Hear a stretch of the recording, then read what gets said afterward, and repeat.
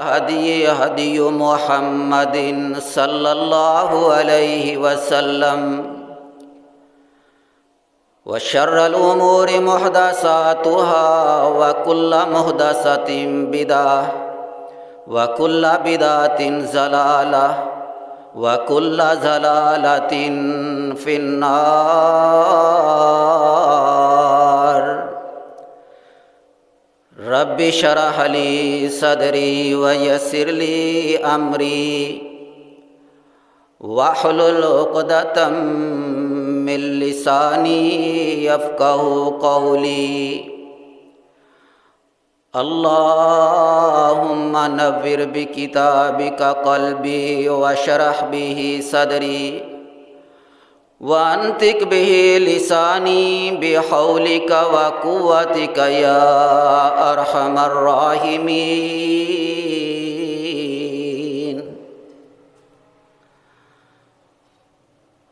أما بعد فأعوذ بالله من الشيطان الرجيم بسم الله الرحمن الرحيم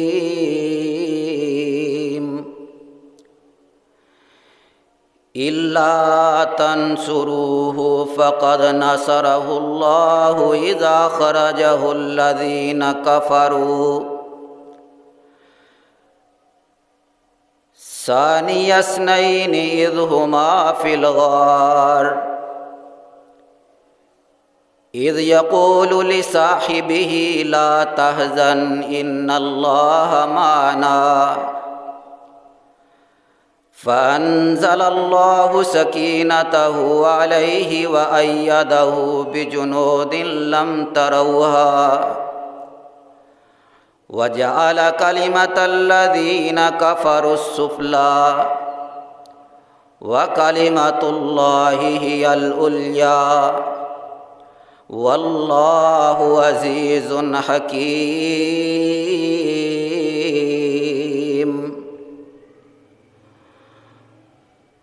وقال النبي صلى الله عليه وسلم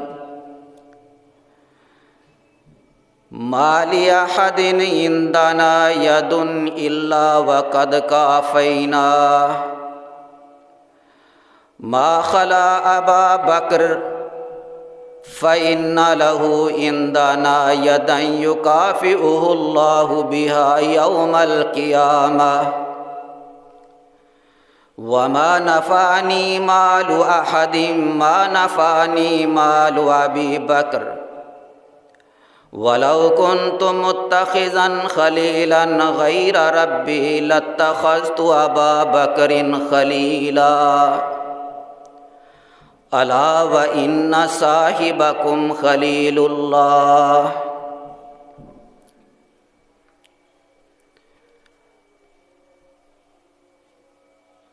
ہر قسم کی حمد و ثنا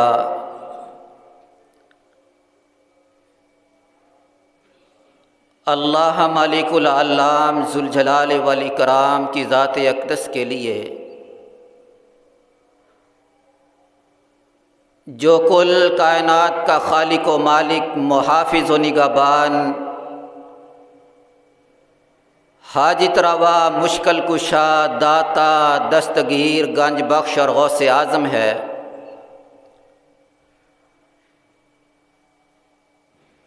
ان گنت و لا تعداد بے حد و حساب درود و سلام آقائے دو جہاں،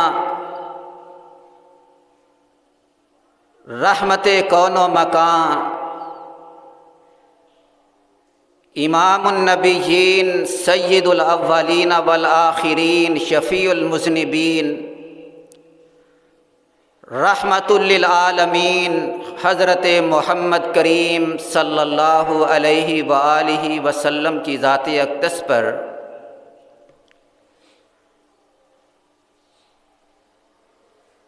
مختصر حمد و ثنا اور درود و سلام کے بعد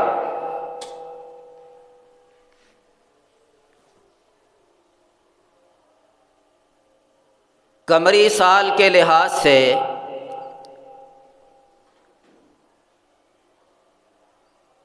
جمادی الثانی کی 22 تاریخ ہے۔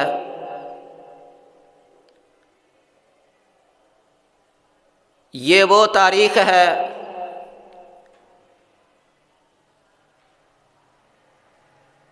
کہ جس دن خلیفہ اول امیر المومنین خلیفۃ المسلمین خلیفۃ بلا فصل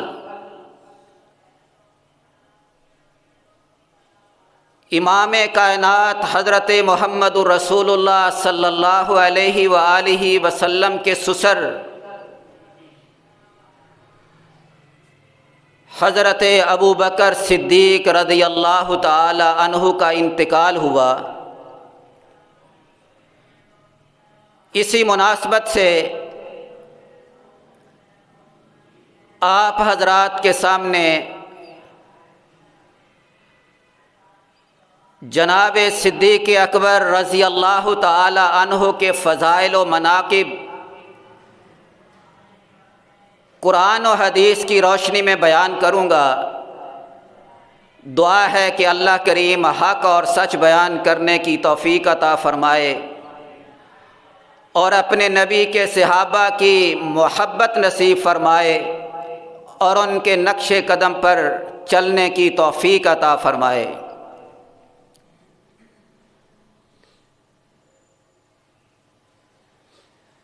اللہ رب العزت نے جو پیغام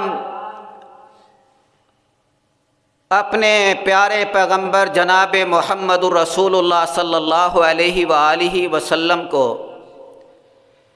دے کر مبعوث فرمایا، یہ پیغام اللہ کی طرف سے بنی نوع انسان کے لیے اللہ کا آخری پیغام ہے۔ لہذا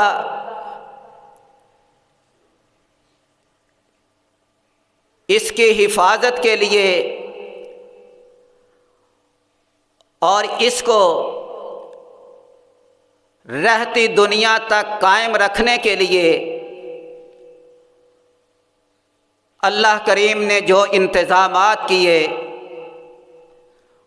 ان انتظامات میں سے ایک انتظام یہ تھا کہ اس دین کی آبیاری کے لیے، اس پیغام کی نشر و اشاعت کے لیے، تبلیغ و ترویج کے لیے اور پوری دنیا میں اس پیغام کو پھیلانے کے لیے اللہ نے جیسے ساتھی جناب محمد رسول اللہ صلی اللہ علیہ وآلہ وسلم کو عطا فرمائے، کسی اور نبی اور رسول کو عطا نہیں فرمائے۔ نبی کریم صلی اللہ علیہ وآلہ وسلم نے ارشاد فرمایا، فضل صحابتی علی صحابت الانبیاء والمرسلین کفضلی علیہم، میرے صحابہ کی فضیلت پہلے نبیوں کے صحابہ پر اس طرح ہے جس طرح میری فضیلت پہلے نبیوں پر ہے۔ جس طرح اللہ نے میرا مقام و مرتبہ پہلے تمام نبیوں اور رسولوں سے عرفہ اور اعلیٰ بنایا ہے، اسی طرح میرے صحابہ کا مقام و مرتبہ پہلے تمام نبیوں کے صحابہ سے اعلیٰ اور عرفہ بنایا ہے۔ اور اہل سنت کا یہ پختہ نظریہ ہے کہ صحابہ کی بہترین جماعت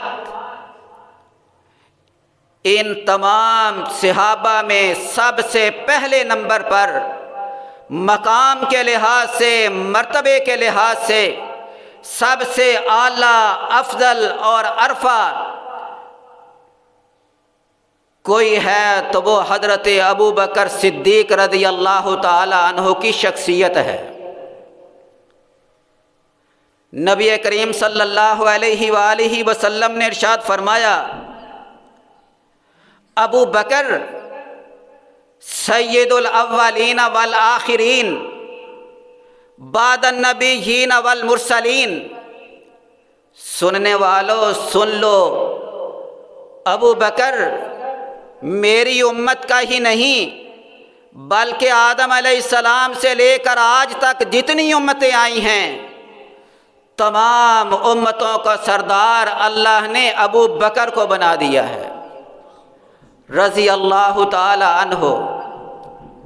نبی علیہ السلام سے پرانی رفاقت نبوت ملنے سے پہلے 22 سالہ رفاقت نبی کریم صلی اللہ علیہ وآلہ وسلم کے ساتھ۔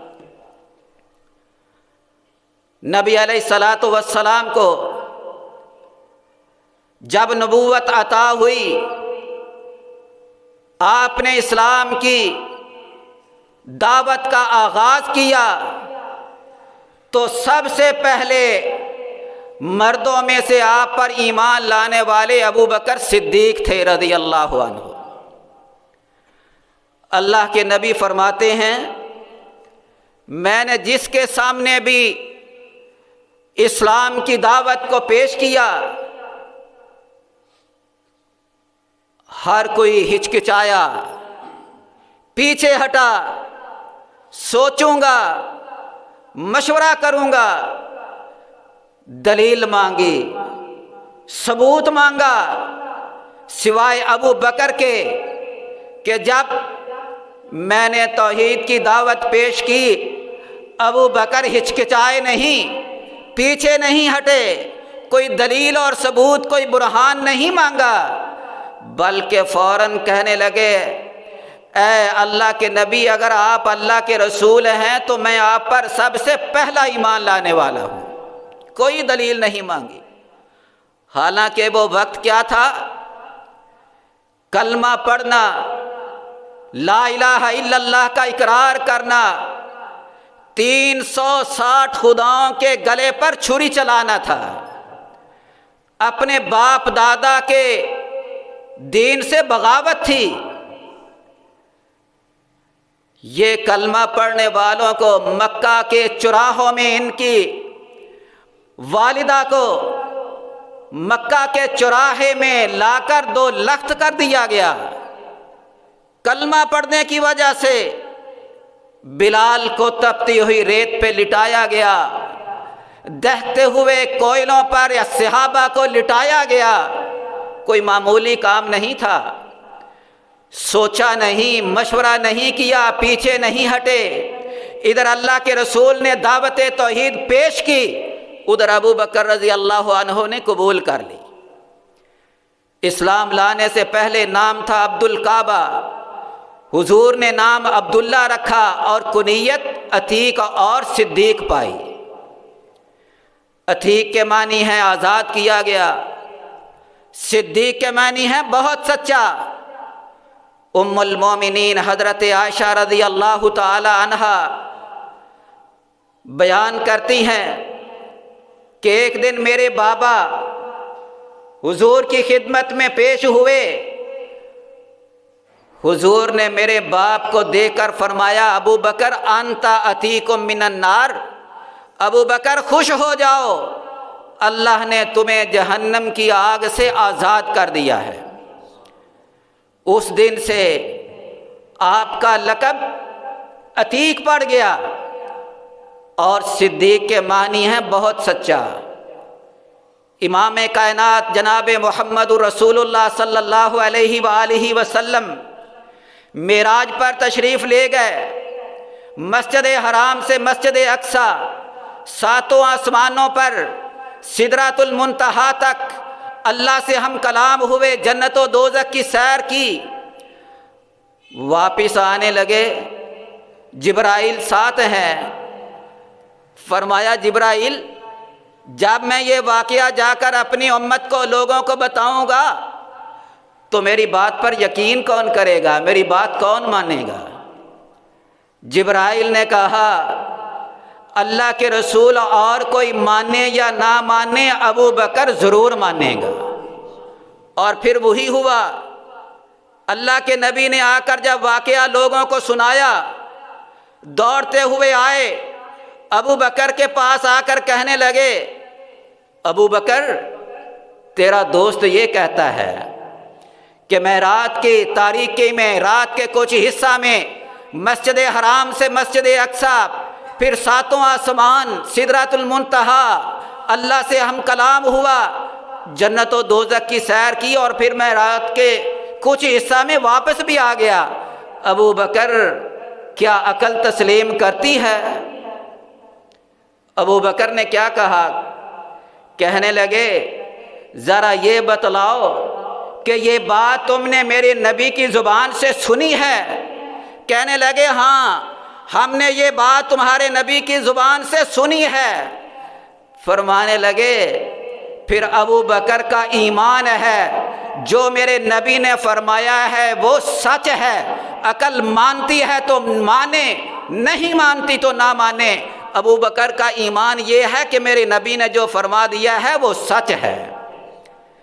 اسی دن سے آپ کا نام صدیق پڑ گیا، اور اللہ کے نبی نے فرمایا یا ابا بکر انت صدیق۔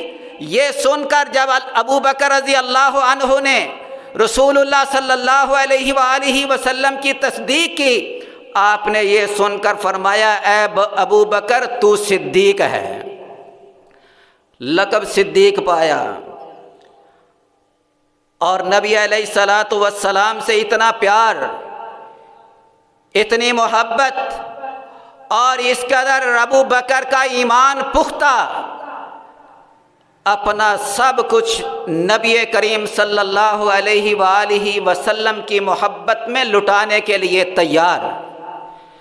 انسان کو سب سے زیادہ پیاری اپنی جان ہوتی ہے، مال ہوتا ہے، اولاد ہوتی ہے۔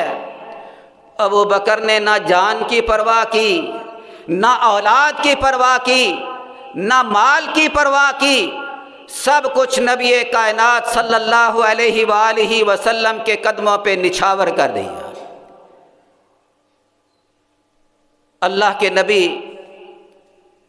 ابھی ابتدائی دن ہیں اسلام کی دعوت دینے میں، حرم کعبہ میں تشریف لائے، لوگوں کے سامنے کلمہ توحید پیش کیا۔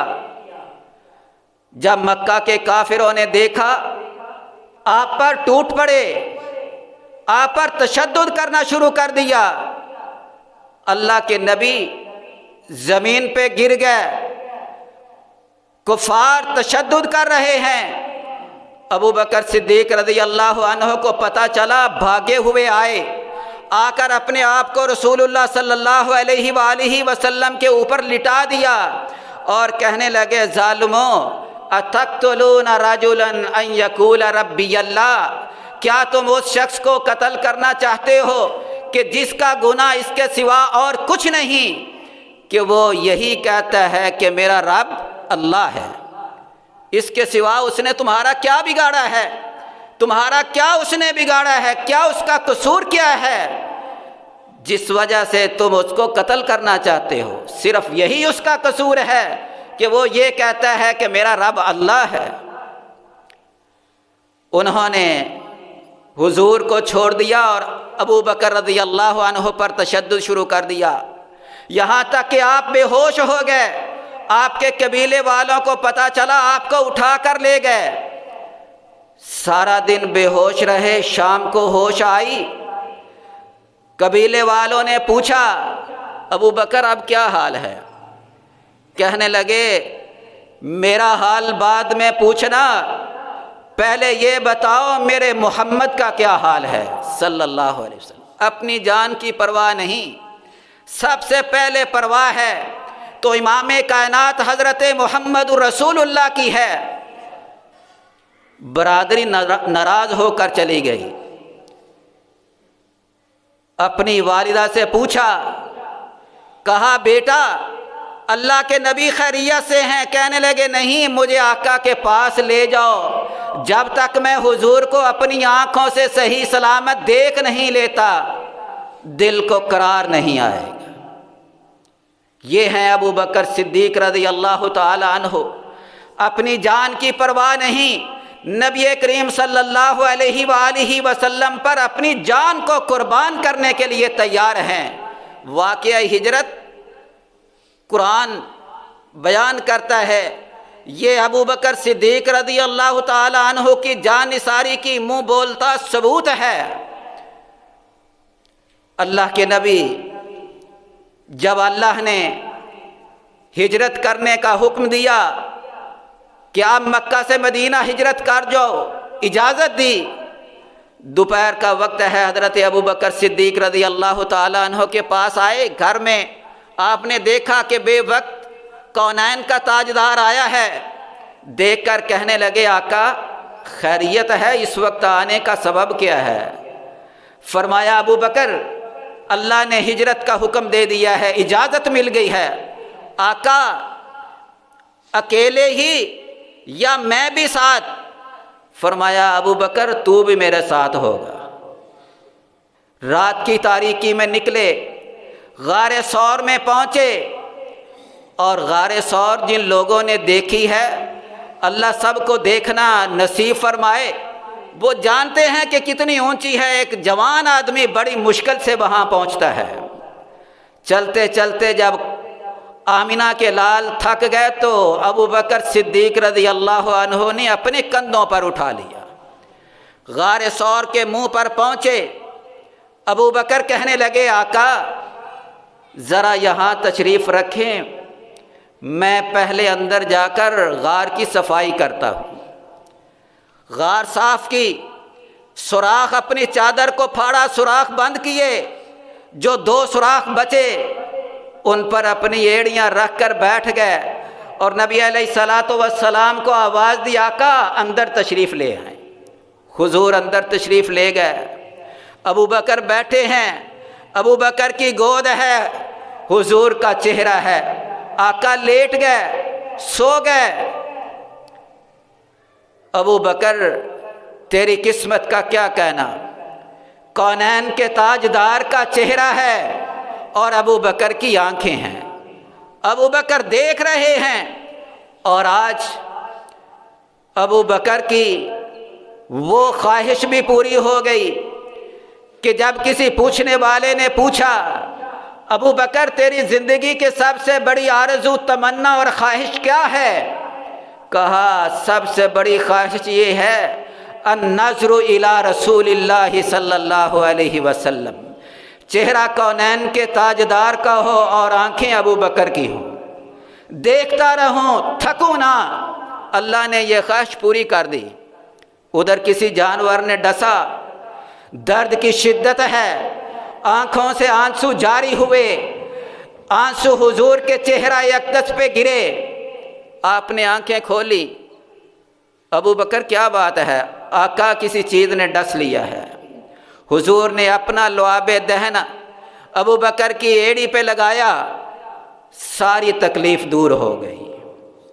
اتنے میں کفار تلاش کرتے کرتے غار کے دہانے پہ منہ پہ پہنچ گئے۔ ابو بکر کی نگاہ جب کفار کے پاؤں پر پڑی، پریشان ہو گئے، آقا دشمن سر پہ پہنچ گیا۔ حضور فرمانے لگے یا ابا بکر ما ظنک بثنین اللہ ثالثہما، ابو بکر ان 2 آدمیوں کے بارے میں تیرا کیا خیال ہے جن کے ساتھ تیسرا اللہ ہو؟ گھبرانے کی کیا ضرورت ہے، پریشان ہونے کی ضرورت نہیں۔ ابو بکر اللہ میرے ساتھ بھی ہے، اللہ تمہارے ساتھ بھی ہے، یہ حضور کا فرمان۔ اور قرآن کی زبان میں اللہ کیا فرماتے ہیں؟ الا تنصروہ فقد نصرہ اللہ اذ اخرجہ الذین کفروا ثانی اثنین اذ ہما فی الغار۔ اللہ فرماتے ہیں اگر تم میرے نبی کی مدد نہیں کرو گے تو اللہ نے اس کی اس وقت مدد کی تھی جب کافروں نے اسے اس کے وطن سے نکال دیا۔ ثانی اثنین اذ ہما فی الغار، جب وہ غار میں 2 میں سے دوسرا تھا، جب وہ غار میں تھے۔ اذ یقول لصاحبہ لا تحزن ان اللہ معنا، جب وہ اپنے ساتھی سے کہہ رہا تھا اے میرے ساتھی ابو بکر غم نہ کرو، اللہ ہمارے ساتھ ہے۔ اللہ کے نبی فرماتے ہیں ابو بکر अंत साहिबी फिल गार व साहिबी अलल हाउस, अबू बकर दुनिया में तू गार में मेरा साथी है और क़यामत के दिन हौज़े कौसर पर मेरा साथी होगा। ये हैं अबू बकर रज़ी अल्लाह अन्हु। अल्लाह के नबी मस्जिद नबवी में तशरीफ़ लाए, एक तरफ अबू बकर हैं, दूसरी तरफ उमर हैं। सहाबा देख कर मुस्कराए। पूछा, साथियों क्यों मुस्कराए हो?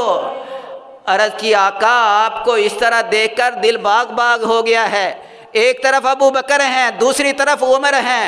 अल्लाह के नबी फरमाने लगे, हाकज़ा नुबासु यौमल क़ियामा, जिस तरह आज हम दुनिया में साथ हैं, क़यामत के दिन जब हमें उठाया जाएगा, एक तरफ अबू बकर होगा, दूसरी तरफ उमर होगा। ये रात जो हज़रत अबू बकर सिद्दीक़ रज़ी अल्लाह अन्हु ने हुज़ूर के साथ गारे सौर में गुजारी, अल्लाह ने अजर कितना अता फरमाया, सिला क्या दिया। उम्मुल मोमिनीन हज़रत आयशा सिद्दीक़ा रज़ी अल्लाह ताला अन्हा एक रात अपने घर के आंगन में लेटी हुई, तारों भरी रात है, आसमान के चमकते हुए सितारों पर नज़र पड़ी। पूछने लगी, आका दुनिया में कोई ऐसा शख्स होगा जिसकी इतनी नेकियां होंगी जितने आसमान के सितारे हैं? जिस तरह आसमान के सितारों को गिना नहीं जा सकता, जिस तरह आसमान के सितारे बेशुमार हैं, क्या कोई ऐसा शख्स भी है जिसकी इतनी नेकियां बेशुमार होंगी जितने आसमान के सितारे हैं? हुजूर फरमाने लगे, हाँ आयशा, वो उमर हैं जिनकी इतनी नेकियां हैं जितने आसमान के सितारे हैं।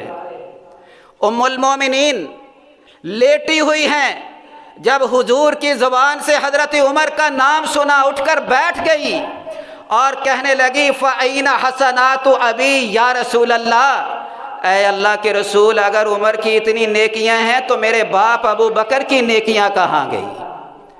फरमाया, आयशा, तेरे बाप की एक रात की नेकियां जो उसने मेरे साथ गारे सौर में गुजारी थी, उमर की ज़िंदगी भर की नेकियां तेरे बाप की एक रात की नेकियों का मुकाबला नहीं कर सकते।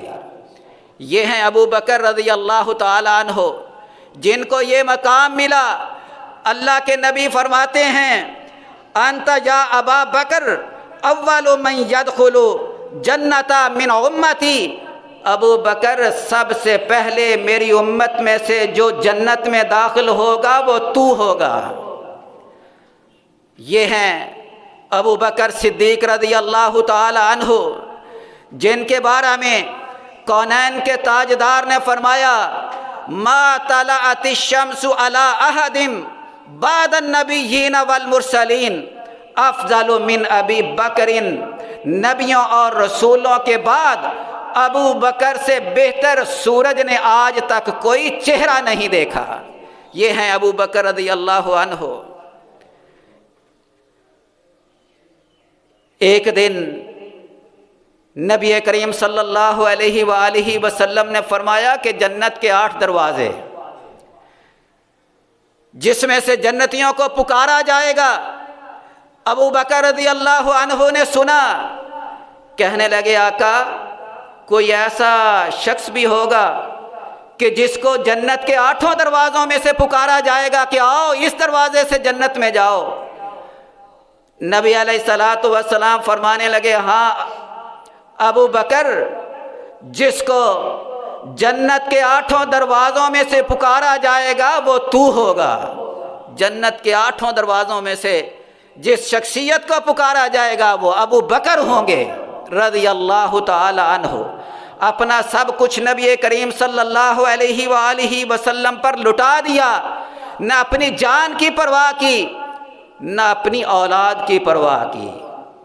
جب حضرت خدیجہ رضی اللہ تعالی عنہا کا انتقال ہوا تو اپنی بیٹی حضرت عائشہ رضی اللہ تعالی عنہا حضور کے نکاح میں دے دی، اپنی اولاد بھی قربان کر دی، اور مال دینے کا وقت آیا، حضور نے جہاد کے لیے چندہ اکٹھا کرنے کا حکم دیا، عمر آئے گھر کا آدھا سامان لے کر حضور کی خدمت میں پیش کر دیا۔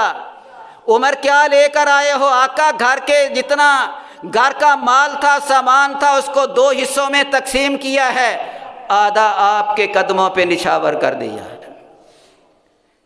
اتنے میں ابو بکر آئے، صدیق تم کیا لائے ہو؟ کہا آقا گھر میں جو کچھ تھا سارا کا سارا لا کر آپ کے قدموں پہ نچھاور کر دیا ہے۔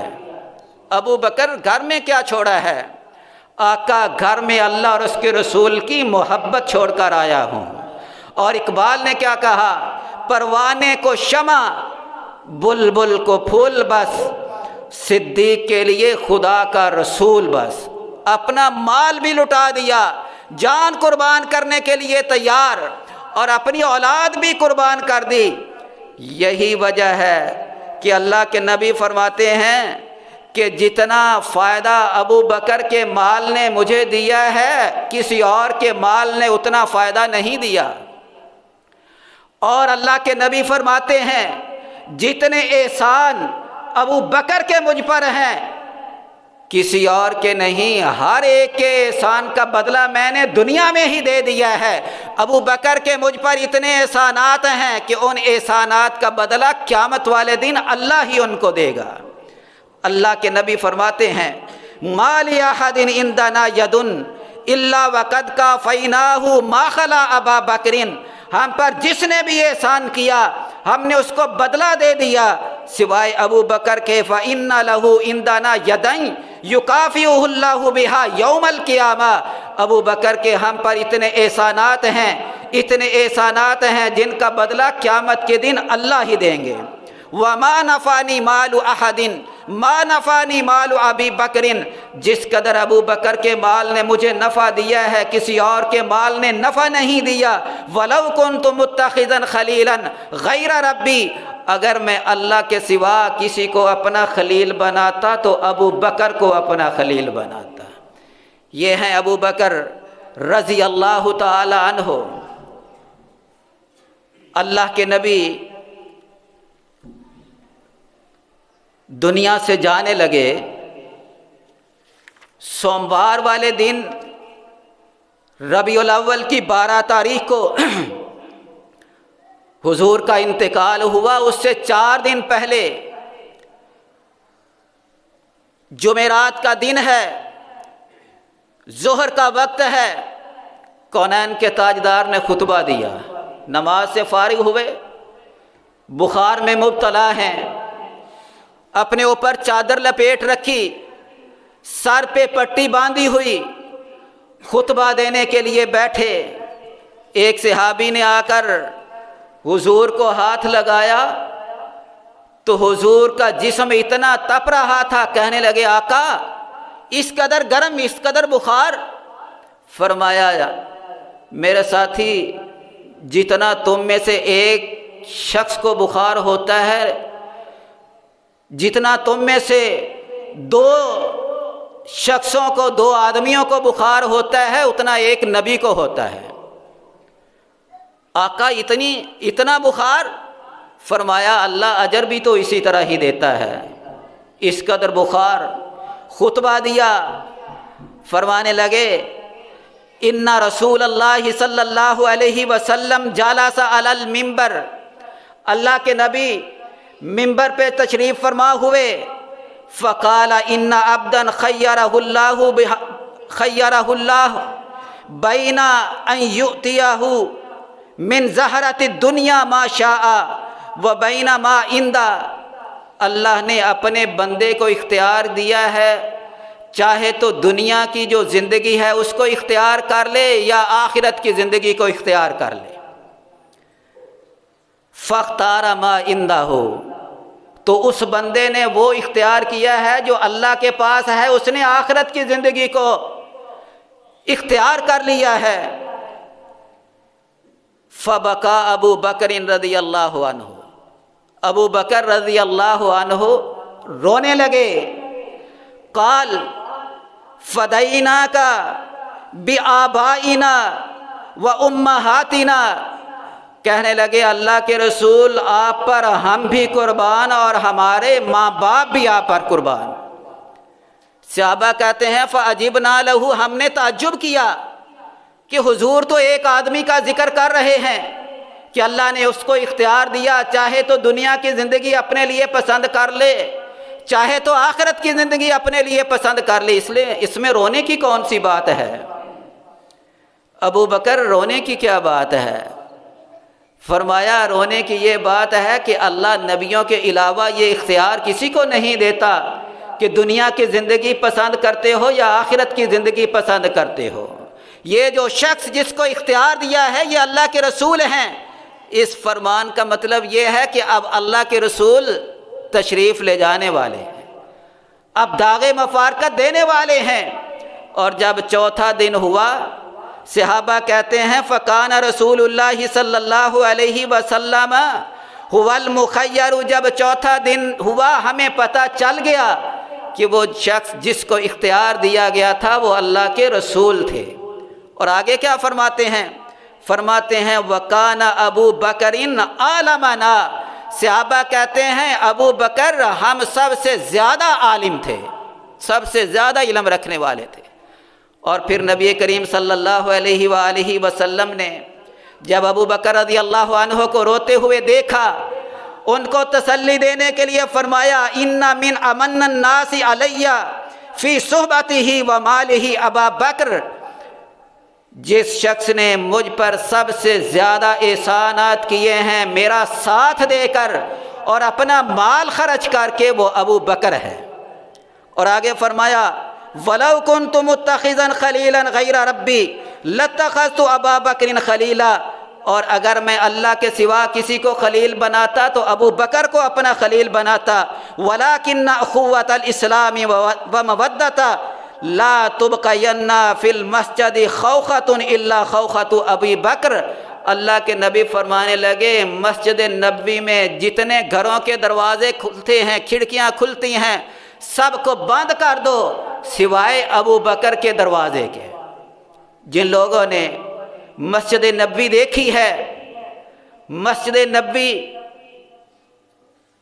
جنوب کی طرف خانہ کعبہ ہے، اس طرف منہ کر کے نماز پڑھتے ہیں، یہ باب جبرائیل ہے، اس طرف باب السلام ہے، یہاں حضور کا روضہ مبارک ہے، جو سلام پڑھنے کے لیے آتے ہیں باب السلام سے داخل ہوتے ہیں، آگے جا کر سلام پڑھ کر باب جبریل سے وہ بقیع کی طرف نکل جاتے ہیں۔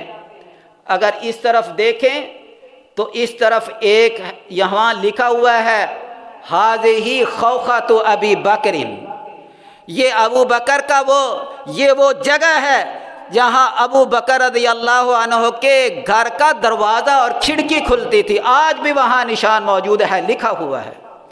اللہ کے نبی فرماتے ہیں سب دروازے بند کر دو سوائے ابو بکر کے۔ نبی علیہ السلام عصر کی نماز پڑھائی، مغرب کی نماز پڑھائی، عشاء کی نماز پڑھانے کے لیے اٹھے، اتنی نکاہت ہے کہ مسجد میں تشریف نہ لا سکے۔ حضرت بلال رضی اللہ عنہ کہنے لگے آقا نماز کا وقت ہو گیا ہے، الصلاۃ یا رسول اللہ۔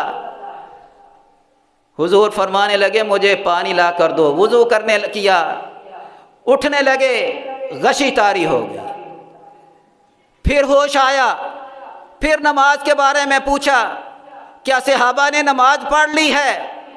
نہیں، اللہ کے رسول آپ کا انتظار کر رہے ہیں۔ فرمایا مرو ابا بکر فلیصلی بالناس، جاؤ ابو بکر سے کہو کہ وہ لوگوں کو نماز پڑھائیں۔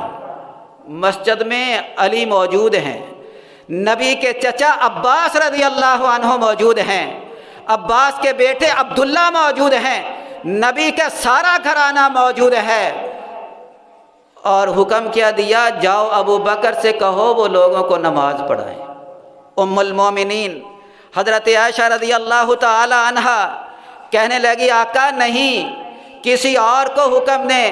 فرمایا ما ینبغی لقوم فیہم ابو بکر ان یؤمہم غیر، کسی قوم کو یہ لائق نہیں جس میں ابو بکر جیسا انسان موجود ہو تو ابو بکر کے علاوہ کوئی مسلح امامت پہ کھڑا ہو۔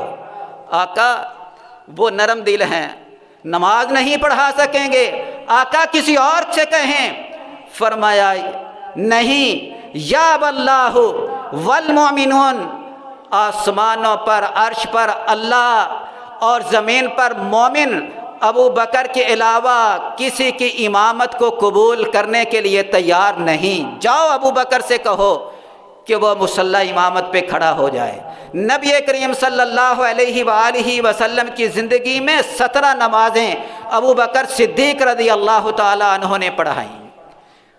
نبوت جب خلافت ملی تو اس کے بعد ذرا وقت تو اوپر ہو گیا ہے، چونکہ یہ موضوع ہی اتنا لمبا ہے اور آپ حضرات تشریف بھی ذرا لیٹ آئے ہیں، بس 2-3 منٹ جو ہے وہ اور آپ سے معذرت کے ساتھ چاہتا ہوں۔ خلافت ملی، خلیفہ بنے، آپ کا کپڑے کا کاروبار تھا۔ عمر آئے، آ کر کہنے لگے امیر المومنین اب کاروبار کو وقت دینا مشکل ہو گیا ہے، آپ کا کیوں نہ وظیفہ مقرر کر دیا جائے؟ کہنے لگے وظیفہ میں خود مقرر کروں گا، جاؤ مدینے میں پتہ کرو، جتنی ایک مزدور کی مزدوری ہے اتنا ابو بکر کا وظیفہ ہوگا۔ امیر المومنین گزارا کیسے ہوگا؟ کہا اگر ایک مزدور اتنی مزدوری پر گزارا کر سکتا ہے تو ابو بکر بھی گزارا کر سکتا ہے۔ ہمارے حکمران جو حکومت میں آتا ہے اس کے خزانوں قارون جیسے خزانے اپنے لیے جمع کر لیتا ہے۔ ہمارے حکمران کہتے ہیں کہ ہمارا اتنی تنخواہ میں گزارا نہیں ہوتا، عوام بھاڑ میں جائے، ہماری اتنی تنخواہ بڑھا دو۔ ہمارے حکمران یہ ہیں۔ ابو بکر کہنے لگے اگر ایک مزدور کا اتنی مزدوری میں گزارا ہو سکتا ہے تو ابو بکر کا بھی ہو سکتا ہے، اور اگر میرا گزارا نہ ہوا تو میں مزدور کی مزدوری بڑھا دوں گا۔ یہ ہیں ابو بکر رضی اللہ عنہ۔ گھر تشریف لائے کھانا کھانے کے لیے، بیوی نے کھانا پاس رکھا، کھانے سے فارغ ہوئے، پوچھا کوئی میٹھی چیز کھانے کو ہے؟ بیوی نے کہا کہ جو بیت المال سے راشن آتا ہے اس میں کوئی میٹھا نہیں ہوتا۔ بات آئی گئی ہو گئی، کچھ دن گزرے، کھانا کھانے کے لیے بیٹھے، بیوی نے حلوہ سامنے رکھ دیا۔ پوچھنے لگے تم تو کہتی تھی کہ جو بیت المال سے راشن آتا ہے اس میں کوئی میٹھی چیز نہیں ہوتی، یہ حلوہ کیسے بن گیا؟ کہنے لگی جو بیت المال سے آٹا آتا تھا میں ایک مٹھی آٹے کی بچا کر رکھتی گئی، اتنا آٹا جمع ہو گیا کہ بازار سے کھجور کا شیرہ منگوایا ہے اور اس کے ساتھ یہ میٹھا حلوہ تیار کیا ہے۔ کھانے سے فارغ ہوئے، سیدھے بیت المال کے جو نگران تھا اس کے پاس گئے، جا کر کہنے لگے اے بیت المال کے نگران، جو ہمارے گھر میں راشن جاتا ہے اس میں سے ایک مٹھی آٹے کی کم کر دو۔ معلوم یہ ہوا ہے کہ اگر ایک مٹھی آٹے کی کم کر دی جائے تو ابو بکر کے گھرانہ اس پر بھی گزارا کر سکتا ہے۔ یہ ہیں ابو بکر رضی اللہ تعالیٰ عنہ۔ آخری وقت ہے، ام المومنین حضرت عائشہ رضی اللہ تعالی عنہا پاس ہیں۔ ابو بکر رضی اللہ عنہ کی 63 سال زندگی جتنی حضور کی زندگی سوموار کا دن ہے، 22 جمادی الثانی آج کا دن ہے۔ ام المومنین پاس بیٹھی ہیں، رو رہی ہیں، پوچھتی ہیں، پوچھا بیٹا رونے کی کیا وجہ ہے، کیا سبب ہے رونے کا؟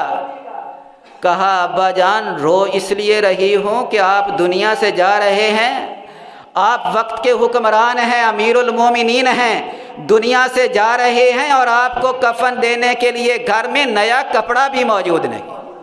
بیٹا اس میں رونے کی کون سی بات ہے؟ نئے کپڑے زندہ لوگوں کے لیے ہوتے ہیں، کوئی بات نہیں، پرانے میں ہی کفن دے دینا۔ 22 جمادی الثانی آج کا دن 63 سال کی عمر ہے۔ حضرت ابوبکر صدیق رضی اللہ تعالی عنہ اس دار فانی سے رخصت ہوئے اور نبی علیہ الصلاۃ والسلام کے پہلو میں حجرہ عائشہ میں مدفون ہوئے۔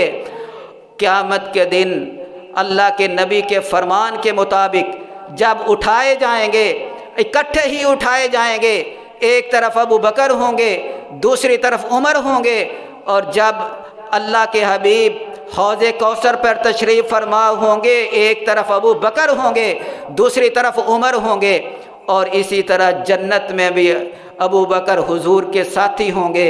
دعا ہے کہ اللہ کریم ہمیں اپنے نبی کے صحابہ کی سچی اور پکی محبت عطا فرمائے اور ان کے نقش قدم پر چلنے کی توفیق عطا فرمائے، اور ہمیں یہ جذبہ، یہ ہمت پیدا فرمائے کہ ہم بھی اپنا سب کچھ کونین کے تاجدار پر لٹانے کے لیے آمادہ و تیار رہیں۔ آمین وآخر دعوانا ان الحمد للہ رب العالمین۔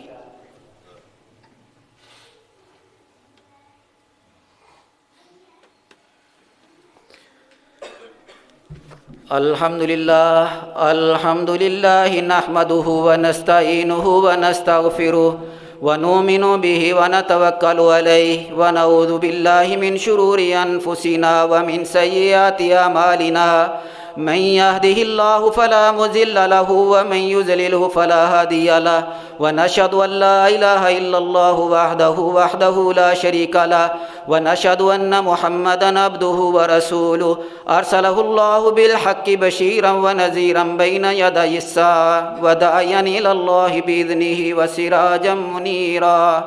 اللهم صل على محمد وعلى آل محمد كما صليت على إبراهيم وعلى آل إبراهيم إنك حميد مجيد۔ اللهم بارك على محمد وعلى آل محمد كما باركت على إبراهيم وعلى آل إبراهيم إنك حميد مجيد۔ أما بعد فإن خير الحديث كتاب الله، وخير الهدي هدي محمد صلى الله عليه وسلم، وشر الأمور محدثاتها، وكل محدثة بدعة، وكل بدعة ضلالة، وكل ضلالة في النار۔ رب اشرح لي صدري ويسر لي أمري واحلل عقدة من لساني يفقهوا قولي۔ اللهم نور بكتابك قلبي وشرح به صدري وانطق به لساني بحولك وقوتك يا أرحم الراحمين۔ اللهم انصر الإسلام والمسلمين ودمر أعداء الدين۔ اللهم انصر من نصر دين محمد صلى الله عليه وسلم واجعلنا منهم، واخذل من أعرض عن دين محمد صلى الله عليه وسلم ولا تجعلنا منهم۔ سبحان ربك رب العزة عما يصفون وسلام على المرسلين والحمد لله رب العالمين۔